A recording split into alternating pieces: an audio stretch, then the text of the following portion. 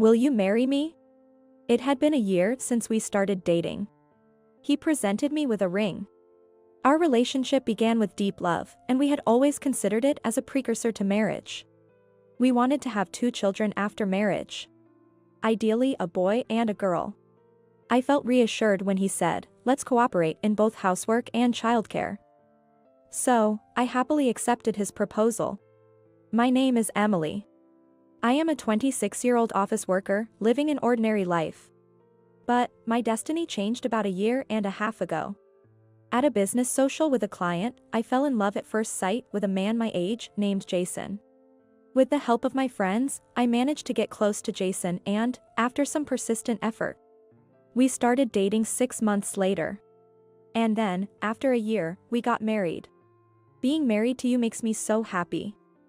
Living with the person you love is fun, he said. Although it started with my one-sided crush, Jason truly loves me. As we had discussed during our dating days, we shared household responsibilities. However, things changed after a particular day. 6 months into our marriage, I discovered I was pregnant. Now that I'm going to be a father, I need to work harder, Jason said, increasing his overtime hours more than before. But I was suffering from severe morning sickness, almost bedridden. I felt vulnerable and wished he could come home early and be by my side. I couldn't express these feelings to Jason, who was working hard, and time passed until I reached my 2nd trimester. Perhaps Jason thought he needed to earn more for our child. The promise we made at our marriage seemed forgotten, and he stopped helping with the housework. Maybe thinking I had enough time since I was at home. Ideally, I would have liked to go back to my parents' house for childbirth, but they had passed away. My in-laws live nearby, but I'm not close enough to rely on them. So, I faced a difficult childbirth. Before I knew it, my son was a month old. One day, Jason came home unusually early and plopped down on the sofa. "Man, I'm beat today. What's for dinner?" "Sorry, I'm just about to start cooking." "Why?" Our son's night crying was severe, and I couldn't sleep properly at night. During the day, I was overwhelmed with childcare and housework. If he had told me he was coming home early, I would have been prepared. Swallowing these thoughts, I headed to the kitchen. "This Sunday, my parents want to celebrate the birth," he said. "That's right, they mentioned it during their last visit. Should we order in? Maybe roast chicken? Since Mom and Dad are coming, let's splurge a bit." "Okay, sure," I replied, although a week seemed alarmingly short. With my hands full of childcare and housework, I hadn't even managed to order the roast chicken. On Sunday, I tried to order it, but it was too early, and I couldn't place the order. Just then, Jason finally woke up, so I thought of asking him to handle it. But instead, he said, "I'm off to work," and left. Eventually, busy soothing my son, I missed ordering the chicken and couldn't even eat myself. But I thought my in-laws would understand the situation if I explained it. Holding my crying son, on the verge of tears myself, my in-laws arrived. It was much earlier than expected, but I wondered what had happened. As soon as they entered, my mother-in-law, Susan, picked up my son. "Has he been crying this whole time?" "Jason used to cry a lot when he was a baby too," she said. My father-in-law, Bob, came in carrying a large bag. He proudly showed it off, saying, "What do you think? It's an appetizer platter. We ordered it, but thought it wouldn't be enough, so we spent the morning making extra just for you." It took longer than expected because Bob kept interfering. "But he insisted on making something special for you," Susan added, while laughing. I honestly admitted that I had intended to order roast chicken but hadn't had the time. "Don't worry about that. You're tired, so don't think about unnecessary things and just rest." "Okay, let's make some sandwiches instead," Bob said, rolling up his sleeves. Then, realizing there was hardly any bread left, he rushed out to buy more. Susan told me to rest while she took my son for a walk. Gratefully, I lay down on the sofa. After a while, I was awakened by the sound of the front door. "Emily. What are you doing?" It was Jason. "Weren't my parents coming?" "What about the preparations?" he said to me, still groggy from sleep. He then saw the appetizer platter brought by his parents. "Is this all you prepared for today?" You did order the chicken, right? Well, I couldn't order it. Before I could finish, Jason suddenly got angry. What? You bought this cheap trash when my parents are visiting. Trash? What is he talking about? I was too stunned by Jason's outburst to speak, and he furiously knocked the platter off the table. As I stood in shock, Bob and Susan entered through the front door. What was that noise?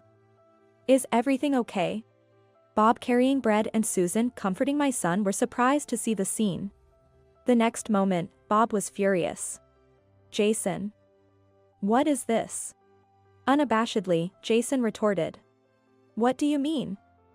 How can I serve such cheap stuff to my parents who have come all this way? But, Jason, it's not like that. Struggling to find the words, I was cut off as Jason and Bob began to argue. You've left everything to Emily. If you think it's cheap, you should have prepared it yourself. Why should I? I asked for roast chicken because you were coming to celebrate, and she's been home all this time, she could have managed that. Right. The other day, there wasn't even dinner ready when I came home. And now, this cheap stuff for today, what's going on? I was infuriated by Jason's words. That was brought by your dad. What? In a moment of realization, I unleashed all my pent-up frustration. Your dad reserved and brought it. And this, your parents made. How could you say such awful things? Wait, I didn't know. Even if you didn't know, I never thought you'd treat food like this. That's just awful. Jason turned pale. Besides, you've stopped helping at all, and you've been so hard on me since I've been home. I'm always on edge, taking care of the baby 24/7. Have you ever helped? Well, I hold and soothe him sometimes. Only when he's in a good mood. You've never held him when he's crying. Whenever he starts crying, you hand him to me, and at night.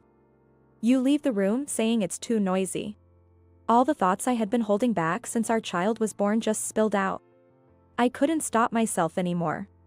Do you think I'm resting while you're at work? That's impossible. I'm not in perfect health, and getting even 2 hours of sleep is a struggle. Why should I have to take care of you too, in the midst of endless childcare? I continued, tears streaming down my face, as I confronted Jason.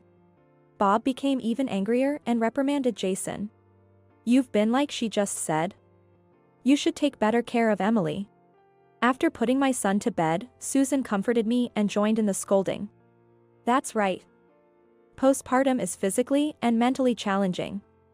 Jason, even before the birth, you were hardly at home. Jason, flustered, finally spoke up. It was work, what could I do? I thought I had to earn more now that I'm a father. But what if Emily had gotten seriously sick? What are you talking about? Both of you keep saying Emily, Emily. You're just worried about her because you're happy about the grandchild. You hardly even know her. Jason said, sounding resentful. Indeed, we hadn't held a wedding and had little interaction with Bob and Susan. My parents passed away in an accident before I married Jason, so we had our wedding abroad, just the two of us. We only properly met Bob and Susan for greetings. Although their home was just a 30-minute drive away, our interactions were limited, as I mostly just accompanied Jason.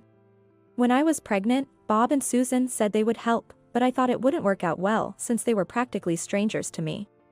But that changed about 2 months before the due date. How are you feeling, Emily? Can Bob and I come over? Suddenly, I received a call from Susan. I was surprised by her offer, but since I had no reason to refuse. I told her I would be waiting and started tidying up while holding my heavy belly. Then, almost immediately, the doorbell rang. It seemed Bob and Susan had already arrived. What's going on?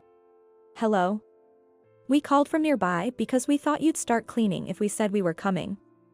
Are you going to have lunch? Can we join you? Susan, a brisk woman whom I had found a bit intimidating, showed such consideration that I was almost moved to tears. Just sit down, Emily. We'll take care of the rest. Bob insisted, as he and Susan started cleaning up. Honestly, I was too tired and in pain to move or clean. I had planned to have a simple lunch. Since going on maternity leave, the lack of social interaction had been stressing me out, so their visit was a pleasant surprise. They had been worried about me but hadn't contacted me, not wanting to impose. Apparently, they became alarmed today after calling Jason and learning that he had been working late and mostly just sleeping at home. I was so happy about their visit that I waited to tell Jason when he got home. He returned past 11 p.m. Noticing I was awake, he rushed over. "What are you doing up? Why aren't you sleeping?" I just wanted to tell him about his parents' visit, but why am I being scolded? Maybe he's hiding something. I just said sorry and went to bed in tears. Since then, Bob and Susan had been helping regularly, but I never had the chance to tell Jason. I assumed Bob or Susan had mentioned it to him. But it seemed everyone thought the same, and no one had told Jason, who just found out about my friendly relations with his parents. Jason looked pitifully embarrassed. "So? I'm the husband, and their son, yet I'm the only one left out." I had calmed down, but his words reignited my irritation. "Left out? I tried to tell you many times. I waited for you to come home. But when I was up, you just got angry about me being awake. Maybe you have something to hide?" I ended up saying what I had been reluctant to say. It had been bothering me since that day. Hearing that, Bob and Susan seemed to brace for the worst. But Jason vehemently denied it. "No, that's not it. Absolutely not. How can you be so sure? You don't have any proof, do you?" "There's no proof, but I was worried about your health. It was late at night, and there were times when you woke up in pain. So I thought you should be sleeping." I felt a tear form at Jason's words, but my anger was still stronger. "Then what about that time you came home early and arrogantly complained about there being no dinner? That was..." Jason began to speak uncomfortably. It turned out that on that day, he had made a mistake at work, got scolded by his boss, and was advised to leave early due to working too much recently.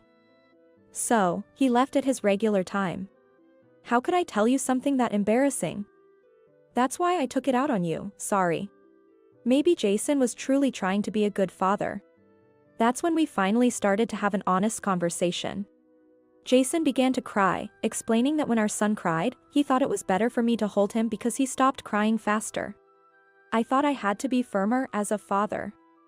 I believed that while a mother can be indulgent, a father should be strict. Though his words were somewhat disjointed, Jason was certainly trying to be a good father. It was our first child, and I had been anxious, but so had Jason. Jason cried like a child. Seeing him like that, I couldn't help but start crying too. Then, we heard our son crying in the next room. Bob and Susan picked him up, soothing him while they started to laugh. What a family. This is funny. Like father, like son. Let's see who stops crying first. In the end, our son was the first to stop crying. This incident seemed to change Jason's heart. He started balancing work and spending more time at home. I had thought about divorce at one point, but I'm satisfied with how things turned out. It seems Jason's ideal of a father was a silent, strict provider, but it was so contrary to his character. I wonder why he ever held such an ideal. He seems to have realized this too, as it has become a part of his embarrassing past. Whenever the topic comes up, he turns red and flees the scene. He's become more tender with our son and even responds to the night crying. We're expecting a daughter next. Jason and I are eagerly awaiting her arrival.